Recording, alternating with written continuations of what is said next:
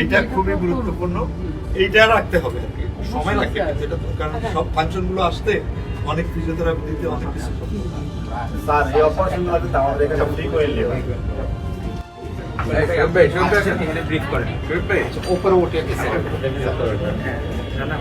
আচ্ছা আমি পরে নিয়ে আসবো।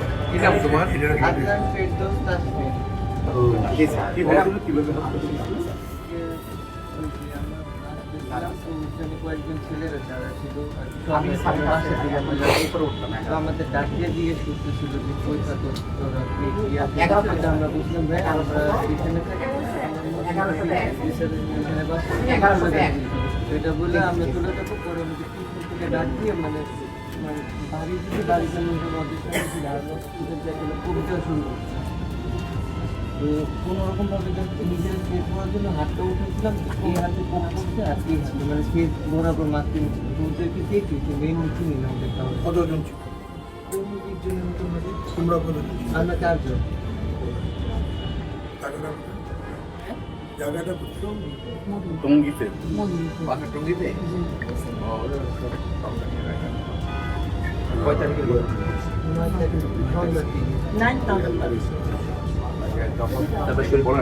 স্যার এই পেশেন্টটা স্যার হলে যে বিকাল 5টার দিকে এই ঘটনাটা ঘটে, একদম এই বৃদ্ধাঙ্গলটা রেখে কি বরাবর সম্পূর্ণ পড়ে যায় স্যার।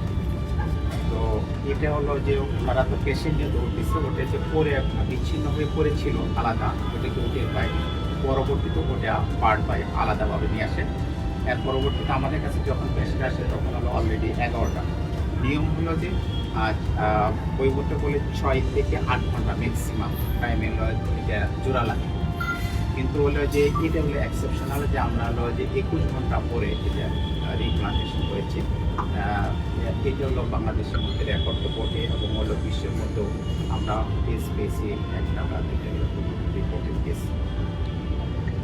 তো আমাদের কাছে যখন আসে 11টায় তখন হলো যে পেশেন্ট আসলে পালস ব্লাড প্রেশার কিছু রেকর্ড করা যাচ্ছিল না, পেশেন্ট পালাপস ছিল, এত রক্ত।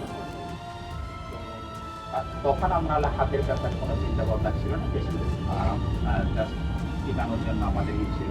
তারপরে জগতিকে নিয়ে ব্লিডিং বন্ধ করে আর তারপরে blood transfusion, multiple blood transfusion. Patient যখন একটা স্টেবল হয় পরের দিন সকালে, তখন আমরা চিন্তা করি যে ঠিক আছে এটা ট্রাই করি আসলে। কারণ হলো যে লাগবে এই আশাটা ছিল না আসলে, কারণ বই পড়তে আমরা তো বই পড়তে করে অভ্যস্ত, তো ওই অনুযায়ী কাজ করি। তো আমরা দীর্ঘ 2টা পর্যন্ত আমরা ওটি করে 2টার সময় আমাদের যে রক্ত চলাচল প্রবাহ ঠিক করতে শুরু করি। ওটি চলে 4টা পথে, এরপর আরো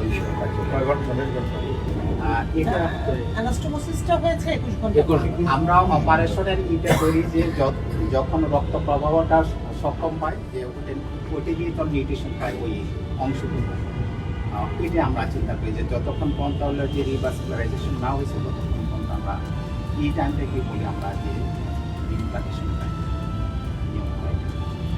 এটা এরকম ড্রেসিং কি প্রতিদিনই করতে হবে?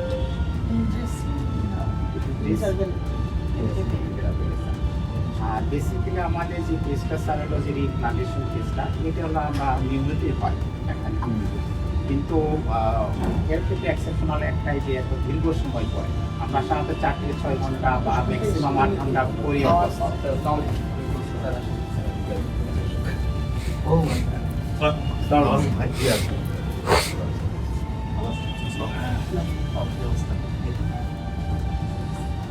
ওটা শুনছিলাম যে একটা বড় সাকসেস আপনাদের। হ্যাঁ, আমাদের এখানে ওইটাই যে জিনিসটা যে ইচ্ছে অনেক, কিন্তু মানুষ জানে না। আর এইটার বিশেষত্ব এটাই যে অনেক দেরিতে করা, যে তার সাকসেসফুল রেট এটা সাধারণভাবে এত দেরিতে সাকসেসফুল রেট কম। এই সুবিধা যে আমাদের এখানে অনেকগুলো মানুষ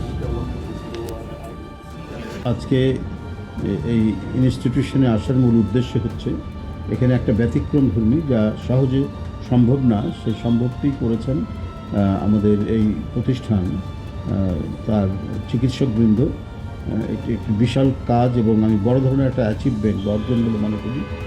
টঙ্গীতে তাসফিন নামে একজন কিশোর কেবল ইন্টারমিডিয়েট পাস করেছে, সন্ত্রাসীরা তার হাত বিচ্ছিন্ন করে দিয়েছিল। সেই বিচ্ছিন্ন হাতটাকে প্রায় 21 ঘন্টা অপারেশন করে তারা 21 ঘন্টা পরে তারা সেটাকে জোড়া লাগাতে সক্ষম হয়েছেন এবং এখন স্বাভাবিকভাবে হাতটা কাজ করছে এবং আমরা নিজেও দেখে আসলাম যে আঙ্গুলগুলো নড়াচড়া করতে পারছে।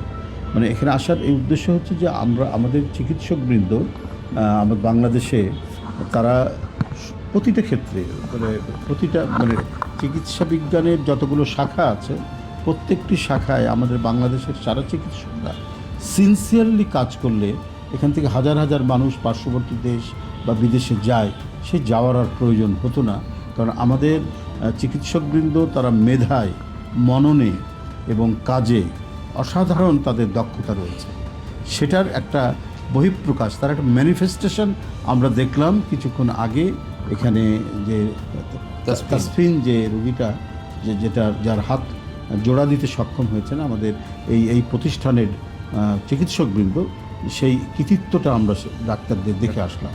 তো হ্যাঁ, এটা ডাক্তার শরীফ তার নেতৃত্বে এখানে হয়েছেন এবং প্রতিষ্ঠানের সকল চিকিৎসকবৃন্দ, এখানে আমাদের পরিচালক মহোদয় বসে আছেন, তার প্রত্যেকের তত্ত্বাবধানে এবং মনোযোগে সেটা ক্রমান্বয়ে সে সুস্থ হয়ে উঠছে।